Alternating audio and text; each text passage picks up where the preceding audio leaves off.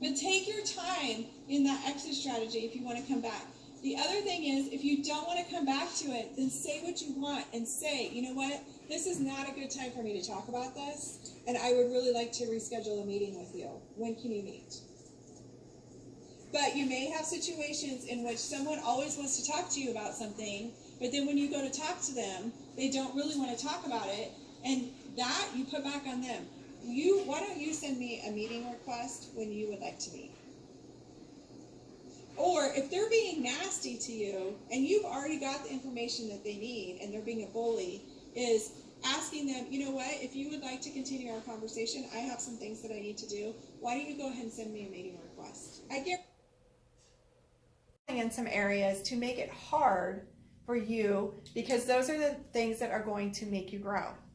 And if you write down the success of those things that you did to step out of your toolbox, and you write down what was successful about that, it'll encourage you to do it again. But don't sabotage yourself with negative thoughts or negative self-talk and say, I can't do it, I can't speak up, I just can't do it. That is negative self-talk, because you can. You can do anything you want to do. We are not going to, us as assertive women, we are not going to allow other people to control how we behave. We're not going to let them control our reactions. We are in control of that. How we wake up, how we walk into a meeting, and how we deal with things all has to do with how we choose to react. We have to choose to not take anger and to not take passivity, and we need to be assertive. And sometimes being assertive is not saying anything at all if we feel like we're going to be too emotional on one side or the other. We have to control our own reactions and our own emotions.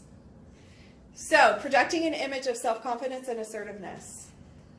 So, discovering your purpose, part of the life script set. It goes into talking about different ways that we can go about discovering our purpose. Once we know what we want, who we are, we have implemented more meetings because of some of the work groups that we have or committees that we have. People are asking for more meetings. And what does that create in the workplace? Probably for baby boomers and everybody else. Do you think they're complaining? They're like, oh my God, we have so many meetings. And somebody said, they're not meetings. They're a time for us to get together and communicate. Because you can't communicate in a group unless you have a meeting, right? And so you got to get things done, so you have to have a meeting. And millennials like to work face to face.